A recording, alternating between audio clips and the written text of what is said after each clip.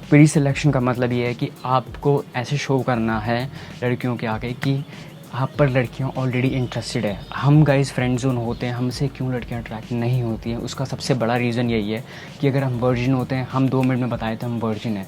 अब समझने वाली बात है, उनकी साइकोलॉजी ऐसे काम नहीं करती है। लड़कियों की जो साइकोलॉजी है, इसका सिंपल साइकोलॉजी ये है गाइस कि लड़की उस बंदे से अट्रैक्ट होती है जिसके पीछे ऑलरेडी काफ़ी सारी लड़कियाँ पड़ी हों। उनके दिमाग में जाता है कि अगर सब लड़कियाँ उस बंदे के पीछे पड़ी हैं तो इसका मतलब कि मुझे भी वो बंदा चाहिए।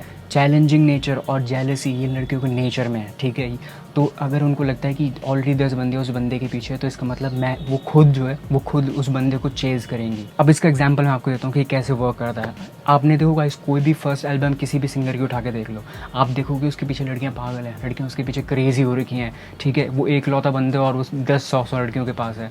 मगर आप खुद सोचिए, उसकी फर्स्ट एल्बम उसे कोई नहीं जानता, ठीक है, तो कैसे फेमस है, उसके पीछे क्यों लड़कियाँ पागल हैं। मगर वो चीज़ देख के वीडियो में लड़कियों के पीछे साइकोलॉजिकल ये जाता है कि उतनी सारी लड़कियाँ उसके साथ ऑलरेडी प्री सिलेक्टेड है। तभी आपने देखा कि क्यों उनकी फर्स्ट एल्बम आती हिट हो जाती है, क्यों उनको पीछे फ़ैन फॉलोइंग लग जाती है लड़कियों की, क्योंकि वो प्री सिलेक्शन ही शो करते हैं कि उनके पीछे लड़कियां पागल हैं। आप सोचेंगे प्री सिलेक्शन आप कैसे शो कर सकते हो, कैसे दिखा सकते हो प्री सिलेक्शन।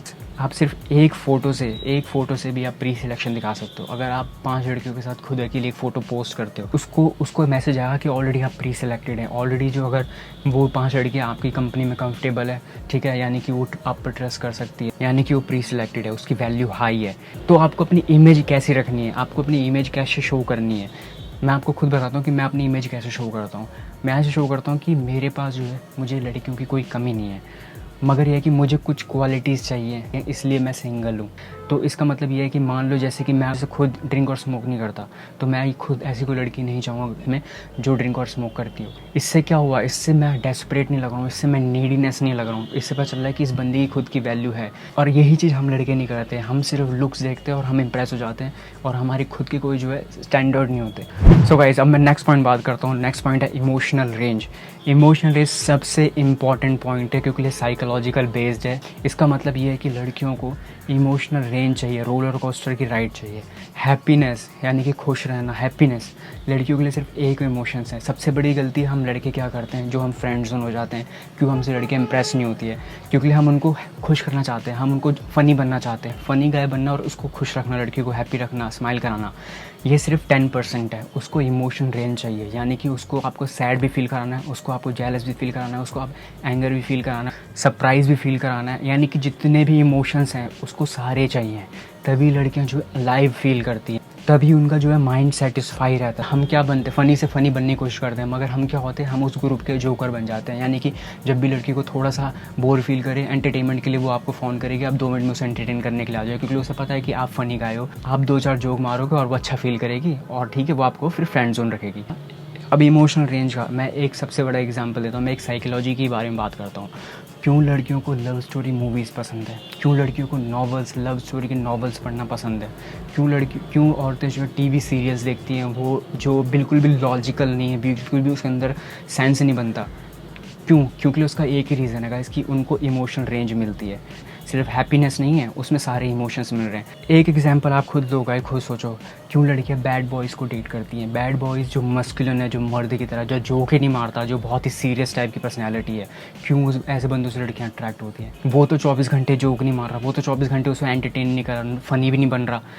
यही चीज़ समझने वाली बात है, क्योंकि वो जो बंदा है वो ऑनेस्ट है, वो उसको सारे इमोशंस दे रहा है। बैड बॉयज़ को लड़कियाँ इसलिए डेट करती हैं क्योंकि वो उसे सारे इमोशंस देता है, यानी कि उसे सैड भी फील कर रहा है, उसे एंगर भी दे रहा है, उसे सरप्राइज़ भी कर रहा है वो, यानी कि उसे जेलस भी फील करा रहा है, यानी कि उसे जितने भी इमोशंस हैं वो इमोशंस दे रहा है। तभी लड़कियाँ जो है अलाइव फील करती है। जो बोला जाता है कि लड़कियों को फ़नी बंदे पसंद है, लड़कियाँ खुद बोलती हैं कि मुझे फ़नी बंदे पसंद है, एक्चुअली उनका कहने का मतलब कुछ और है। वो खुद वर्ड्स में बोल नहीं सकती, मगर मैं उससे बताऊँगा उसके पीछे साइकोलॉजी क्या है। उसके पीछे ये है कि आपका ह्यूमर, जब ह्यूमर आपका प्लेफुल फ्लर्ट के साथ आता है, यानी कि आप फ्लर्ट के साथ ह्यूमर ऐड करते हो, ठीक है, तो वो चीज़ है जो इमोशनल रेंज देता है लड़कियों को, वो चीज़ है जो उनको हैप्पी रखता है, क्योंकि ह्यूमर ज़्यादा इंपॉर्टेंट है फ़नी बनने से। ये चीज़ हमें बनना बहुत ज़रूरी है।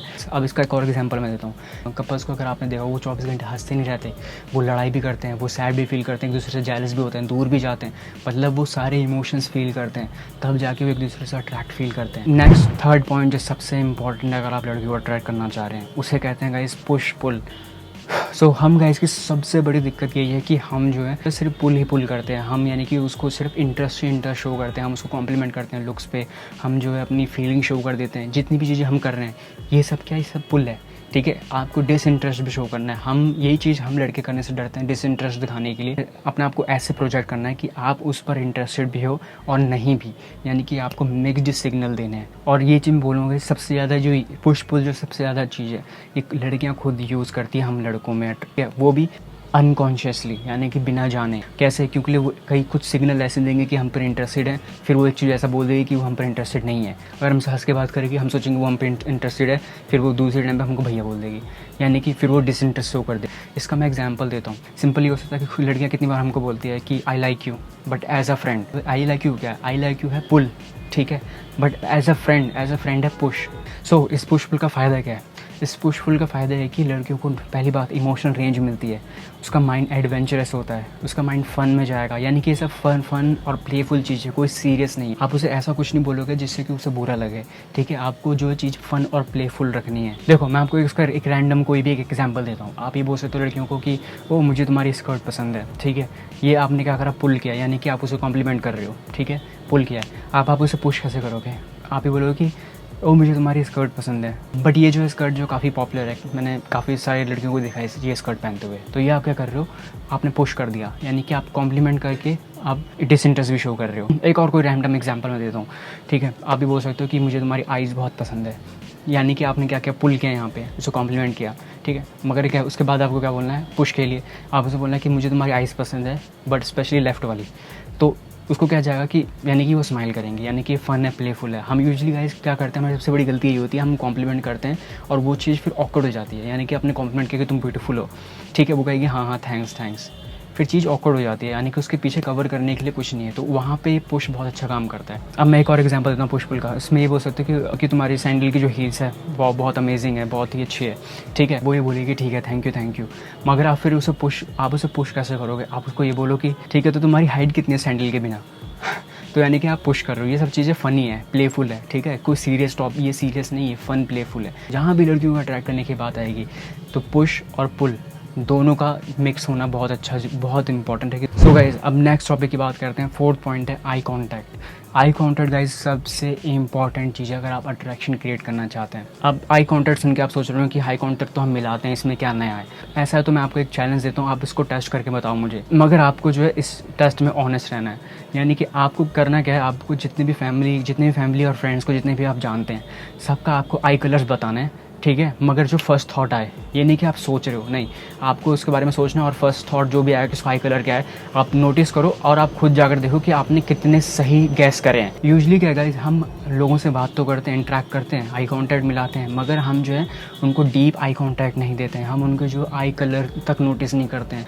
सो अब मैं बात करता हूँ आई कॉन्टैक्ट की। आई कॉन्टैक्ट का सबसे इम्पॉर्टेंट वेपन है अगर आप अट्रैक्शन क्रिएट करना चाहते हैं, क्योंकि आई कॉन्टैक्ट से ही पता चलता है कि आप कॉन्फिडेंट बनते हैं, आई कॉन्टैक्ट से पता चलता है कि आप उस पर इंटरेस्टेड है, आई कॉन्टैक्ट से ही पता चलता है कि आप उसकी बात ध्यान से सुन रहे हैं।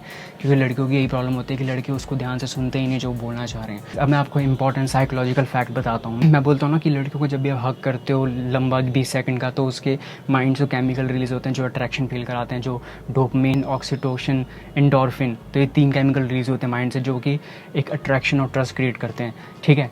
बट और किस चीज़ से ये हार्मोन्स रिलीज़ होते हैं?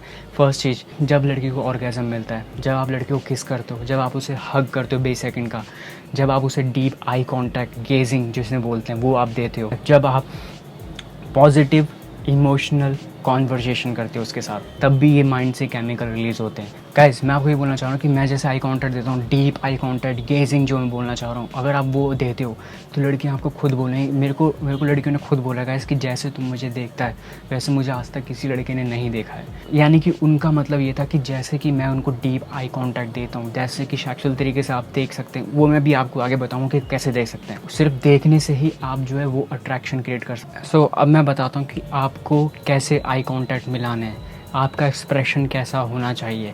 सबसे बड़ा सीक्रेट है गाइस जो मैं आपके साथ अभी ये शेयर करूँगा, और मैक्सिमम लोगों को ये चीज़ पता ही नहीं है कि ये चीज़ क्या होती है। जो चीज़ मैं बोलना चाह रहा हूँ उसको बोला जाता है स्क्विंच और स्मर्क, और ये सबसे बड़ा सीक्रेट है जो मॉडल एजेंसीज़ है जहाँ फ़ोटोशूट्स होते हैं या कोई भी आप नेट से किसी भी मॉडल की आप फ़ोटो देख लो, नेट से किसी भी बॉलीवुड हॉलीवुड सेलिब्रिटी की फ़ोटो देख लो, फ़ोटोशूट देख लो, सब फ़ोटोज़ में सबसे बड़ा सीक्रेट उनका ये है, वो स्क्विंच और स्मर्क करते हैं। अब वो स्क्विंच और स्मर्क आप कैसे कर सकते हैं? आपको अपनी आइज़ को थोड़ा सा जो है बंद करना होता है, जाके ये स्मर्क जब ये आप हंसते हो तब ये आपके रिंकल्स आते हैं यहाँ पे, ठीक है, उसे कहते हैं स्क्विंच और स्मर्क, जो कि बहुत ही अट्रैक्टिव है। अगर आप फोटो में भी देखोगे वो चीज़ काफ़ी अट्रैक्टिव लगेगी दिखने वाले को। और उस एक्सप्रेशन के साथ जब आप लड़की को देखोगे, डीप इंटेंस आई कांटेक्ट दोगे, वही आई कांटेक्ट है गाइस जो कि बहुत ही किलर आई कांटेक्ट है। सो गाइस अब last important point, 5th point है, उसे कहते हैं कि हाई वैल्यू। अब हाई वैल्यू का मतलब ये नहीं है कि आपको रिच होना है, नहीं, हाई वैल्यू का मतलब ये है कि आप